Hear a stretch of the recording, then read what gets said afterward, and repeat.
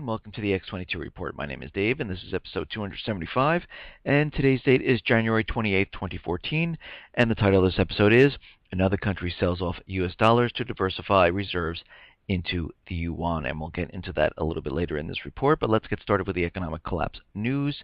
And what we are seeing right now is Lloyd's banking group is cutting around 1,300 jobs, and we've seen this in banks in the past.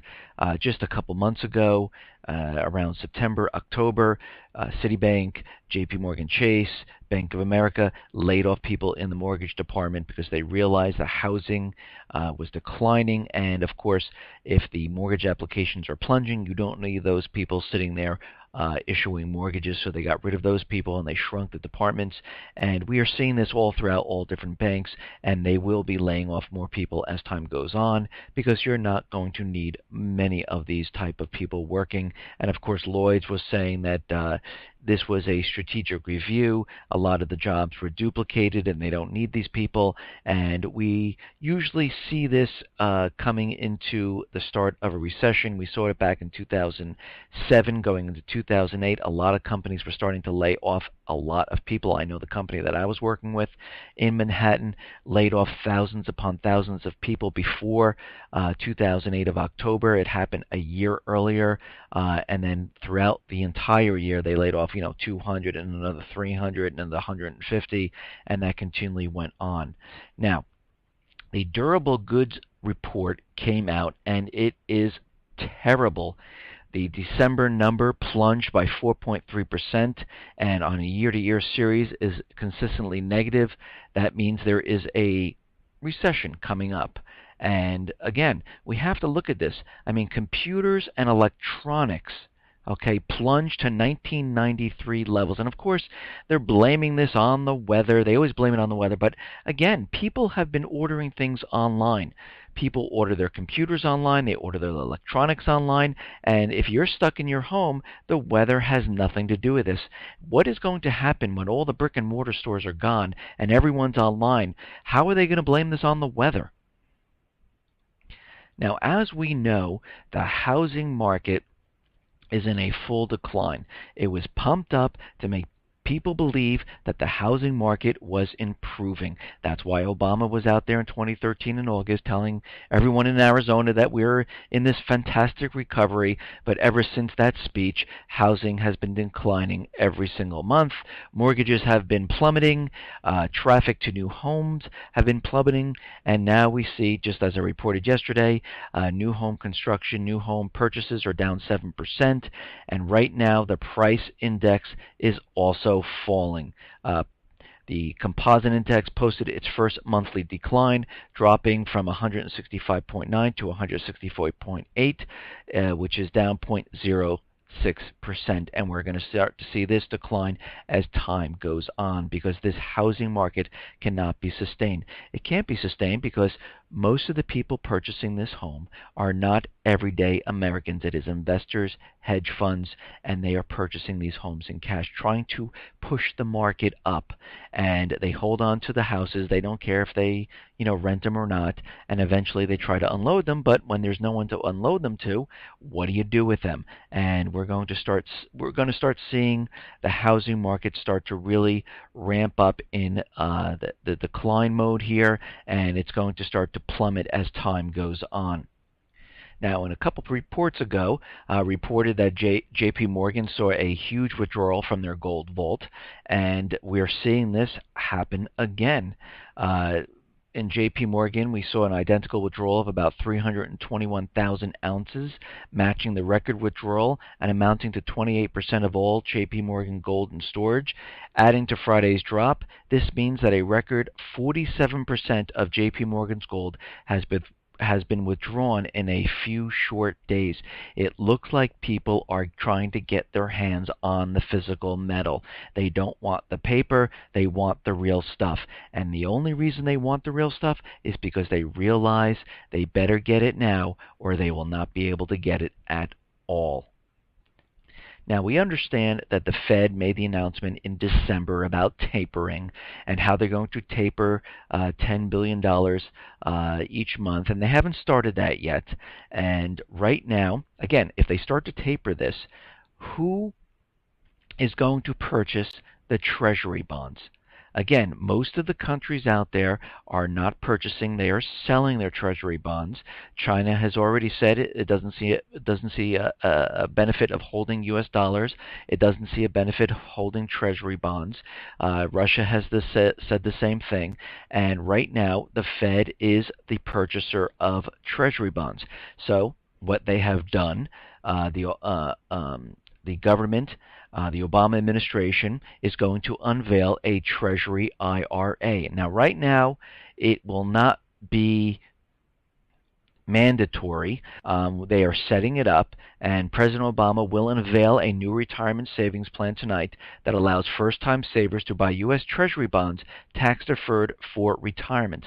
And again, you'll be putting these Treasury bonds into your account, which are completely worthless, and when the entire system comes crumbling down, they will be worth nothing. But the whole point of this is to get the American people to pick up the slack of the Treasury bond purchase. And you'll see as time goes on, they will eventually make this mandatory for every single person.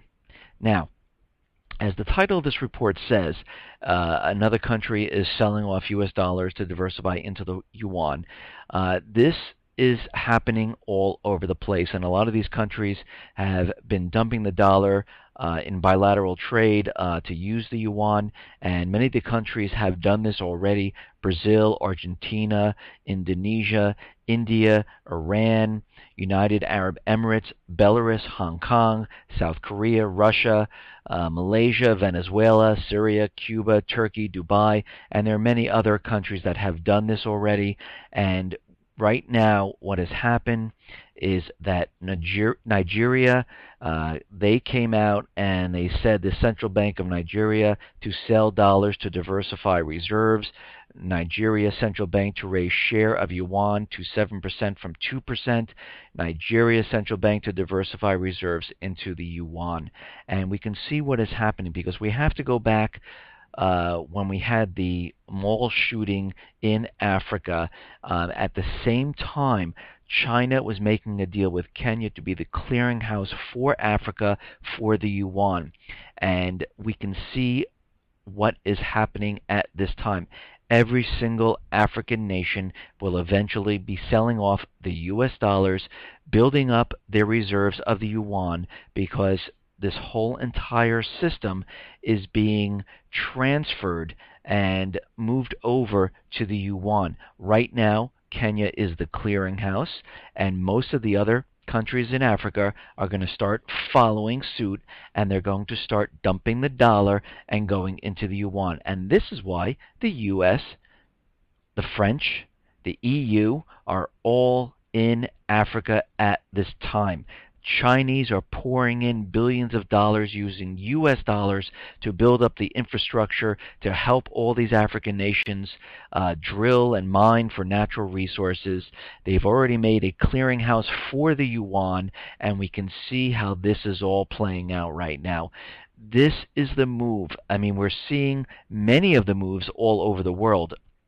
All the countries are starting to take on the yuan. They're making deals with China. They're making deals with Russia. And the United States is sitting here using war, using force to keep everyone on the U.S. dollar. And this is what we are seeing happening right now.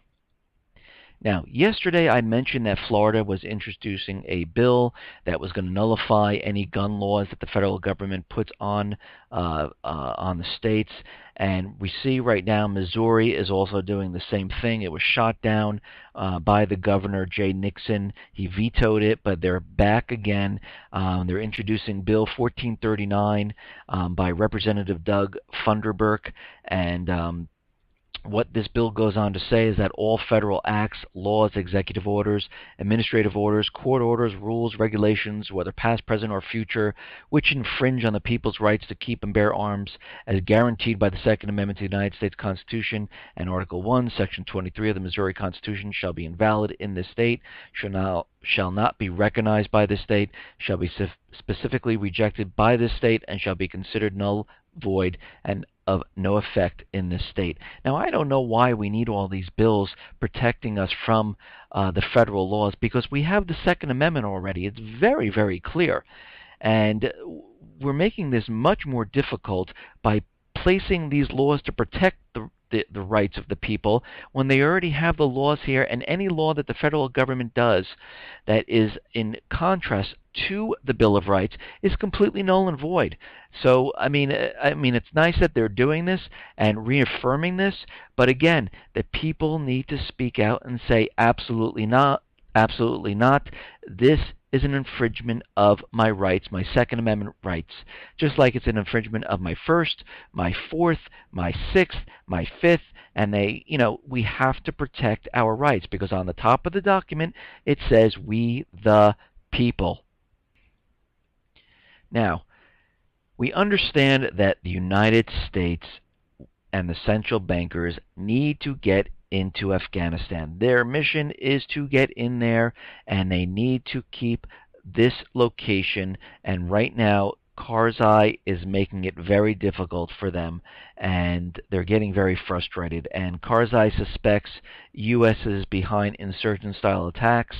And right now, the President Karzai has frequently lashed out at the U.S. military for causing civilian casualties in its raids, but behind the scenes, he has been building a far broader case against the Americans, suggesting they may have aided or conducted shadowy insurgent-style attacks to undermine his government. You have to remember, the President of Afghanistan right now, he's in his last term. He's not going to be reelected or anything like that. And what is happening is the U.S. central bankers are losing control of the puppet regime right now. They are fighting back. They want their country. They do not want the U.S. government in there and raiding the homes of their people. They want them to only do what they want in their country, and the U.S. doesn't like this because, again, China is in there helping the Afghan people mine for copper because they have the third largest copper mine. The government in there is growing poppy, which they sell and convert into opium, and they sell across the world to fund their covert operations that would never be funded by the U.S. government. And they need to keep Afghanistan right now. And right now, the U.S. government is very angry with Karzai, and they're sitting there saying, do you really think we're trying to do this after we pumped in billions of dollars to your government? Well, this wasn't really for their government. It was to keep him in power, for him to do whatever they wanted. And again, they are not going to like this. I wouldn't be surprised if we see something happen in Afghanistan with regards to the government there, because they're not complying with signing the bilateral security agreement, and they are getting very frustrated with them in there, with President Karzai right now. Now, Kathy Kelly, who's a three-time Nobel Peace Prize nominee, is saying that the amount of money that the U.S. government has poured into Afghanistan on non-military aid is approaching about $100 billion, yet children are starving and the country is completely decimated. Well, that's because they don't care about the country. They care about the natural resources. They care about keeping the bases there in the strategic location, keeping China in check in Afghanistan. This is why all this money is being poured in there. And this goes on to say that the U.S. agencies that are supposed to implement development projects are completely incapable of carrying out their missions due to corruption and complete lack of oversight. Ms. Kelly believes the reason the U.S. wants to maintain a military presence in Afghanistan may be a U.S. interest in controlling the pricing and flow of precious resources found in Afghanistan. When asked whether opium was one of these resources, Ms. Kelly agreed that at this point that appears to be true. And we know it's true because we've seen pictures. I don't know if you've ever seen them before. We see the U.S. troops by the poppy fields, protecting the poppy fields, and there are many reports coming out of Afghanistan saying that this is what these poppy fields are being used for, to pay for covert operations in other areas. Now, we understand that the Ukraine is being hit with protests, and right now the Ukraine parliament repeals an anti-protest law to calm everyone down, but guess what? It is not working because, again, behind these protests and these people are the central bankers and the U.S. government. They are pushing because they want the Ukraine government out. They want a puppet regime, and they want to put the EU into the country. They want the country joined with NATO because it is in a strategic location. It borders the Black Sea. It borders Russia, and they want this country. So they will do everything to get it right now. But Putin says Russia is ready to support Ukraine regardless if the government officials step down and a new government comes in. They will still support the Ukraine at this time. Now, we understand that America, NATO forces, Canada, the European nations, Russia, they're all moving into the Arctic because they realize they want to capture the natural resources. They want to set up bases for World War III. And right now, the Russian defense sector is ready to supply armaments for the Defense Ministry's operation in the Arctic. They'll be moving military assets into this region, and we already know the United States is also moving into this region, and Canada is moving into this region.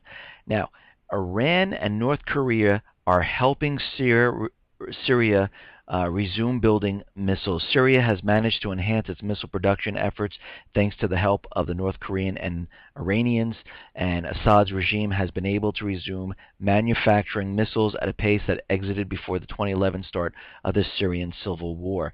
And we can see what is happening right now. The Syrian government is getting ready for a strike, and the Israelis have already bombed key missile sites where they were keeping the Russian missiles. The Geneva II talks are going absolutely nowhere. We've already seen the propaganda that Syria is behind cyber attacks. We've already seen intel that Syria has, or Assad has been hiding chemical weapons. War crime reports have come out against Assad, and they are building the case to go into Syria right now. And we understand that these delegations in Geneva are basically going to go absolutely no place, because the whole goal of Geneva II is to have Assad removed, and this is not going to happen whatsoever. Now, yesterday I reported that the government is giving aid and non-military aid in respect to small arms, but all of a sudden, in the next report that comes out, it says that Congress is secretly approved U.S. weapons flow to moderate Syrian rebels. Light arms supplied by the United States are flowing to moderate Syrian rebel factions in the south of the country, and using funding for months of further deliveries has been approved by Congress.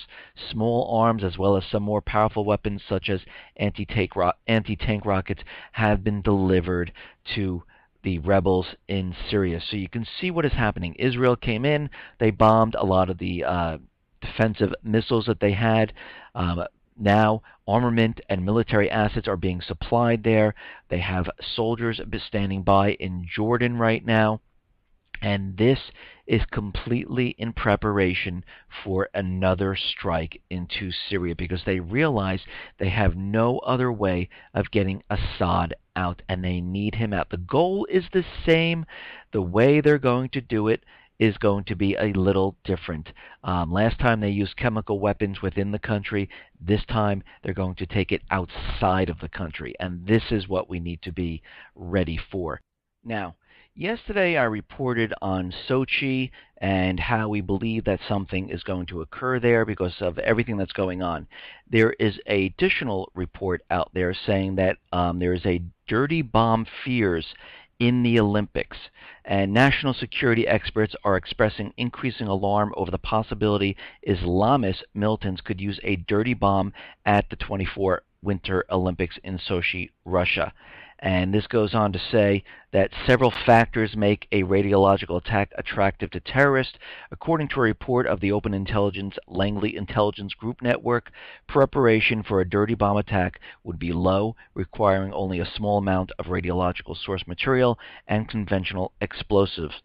The technical requirements also are low. The report said no specialized training is required beyond knowing how to detonate an explosive. The havoc caused by a successful attack would be substantial for competitors and spectators. The prospect of being involved in an attack involving a radioactivity could lead easily to panic. The ensuing disruption will result in enormous financial losses and raise questions about where and how future games should be held. Now, yesterday I reported on the FBI reporting that they're worried about chemical weapons attack. So we're going to have to see how this plays out in Sochi. The Olympics start on February 7th, and there is a lot of hype about terrorist threats going on in Sochi. But what's interesting here back in America, FEMA is soliciting companies for motor coach evacuation of the general population. Less than 2 weeks ago, FEMA was seeking contractors who could supply biohazard disposable facilities, tarps, housing units. They also have recently been on the lookout for companies who are able to provide food, drinks on a grand scale, presumably the displaced who are living under the tarps or in the housing units, and they're looking to purchase many different things, beverages, prefab housing, public alert warning system, dumpsters, biohazard waste disposable, clothing, medical services support, sheet towels, linens, blankets, personal hygiene. So what are they getting ready for? What do they know that we don't? Well, we know the Super Bowl is coming up on February 2nd, which is Sunday. And right now, the CDP training has been preparing for a terrorist attack during the Super Bowl. 100 New Jerseyans, including firefighters, medical staff members, law enforcement, hazardous materials, and radiological responders, joined together at FEMA's Center for Domestic Preparedness. This training is part of our preparation plan, said Kelly Esposito. We've already developed a medical coordination center and have a staffing plan ready for the Super Bowl. If a large-scale event occurs during the Super Bowl, a portion of the resources that would respond are already here at the Super Bowl. So they are ready and prepared. Now, the Department of Defense announced that fighter jets from the continental United States North America Aerospace Defense Command region will conduct an air defense exercise Tuesday to prepare for protecting the skies around MetLife Stadium in New Jersey. Now, let's take this one step further. The FBI says it considers the Super Bowl a possible target for terrorism, and its agents are doing everything possible to make the big game as safe as possible for athletes and fans. The FBI's Operations Center is located 9 miles from the MetLife Stadium. The agency is analyzing and preparing for every scenario. It's where they determine whether every terror threat that comes off the street or through cyberspace is credible. So they are all prepared. They all have bases surrounding the stadium. They've been in training for quite a while. They have people already on the ground, and the FBI is out there saying their biggest worry right now is homegrown terrorists. The FBI, Homeland Security, the officials are out there saying that they are worried most about a lone actor or a homegrown extremist attempting a small-scale attack. The FBI has said its primary role is to thwart a terrorist event such as an active shooter, bomber, biological or chemical or radiological threat in the stadium. So we can see how this is playing out. They are really building this up. Now again, this is a potential terrorist attack. It doesn't mean it's going to happen.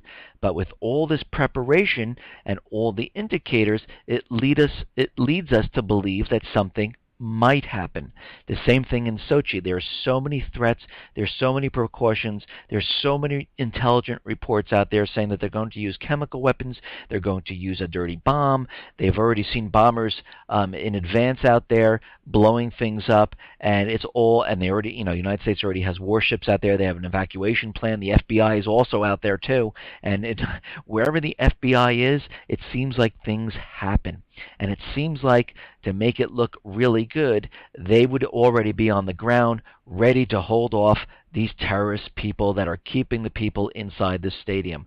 And we're going to definitely have to see how this entire thing plays out. And also, you have to remember, in February, the Iranian delegation is coming to New York to talk about the nuclear weapon peace deal. And yes, a couple of reports ago I mentioned that they have a training exercise in New York, which is restricted enrollment for nuclear devices being planted all around. And we have to remember also that, the Washington is putting up a blimp with a radar system, and that can, that radar system is vast and wide to look at things. We also had a helicopter in Baltimore, a helicopter in New York, in New Jersey, flying low, taking radiation levels to detect a dirty bomb or type of nuclear device. And they have been preparing for quite a while. And this leads us to believe that something potentially could happen. Now, we understand that tonight that Obama is going to be giving his State of the Union, and he has many different points, and Ben Swan on his site had talking points of the president, and he deciphered what they actually mean. And let me go through a couple of them here. The president says we've significantly cut the deficit in the last 5 years. Just remember, if you're going to watch this, the U.S. deficit varies each year, but the federal debt continues to balloon at record rates. In 2013, it surpassed $17 trillion, but Obama will not discuss the debt tonight. And Obama's saying, but there's still a lot of work to do. We can't cut our way out of this hole. What that means is it's an excuse for free spending bureaucrats to tax at higher rates instead of enacting real spending cuts. Obama says it's only right that we ask everyone to pay their fair share in an attempt to use emotion to justify higher taxes. The president says the Affordable Care Act is working better than we expected despite a few bumps along the way. And this is what it really means. Obamacare, the largest government power grab of our generation, has caused over 4 million Americans to lose their insurance plans. Only 2 million people have signed up for Obamacare on the Federal Exchange. Obama says income inequality is the defining challenge of our time.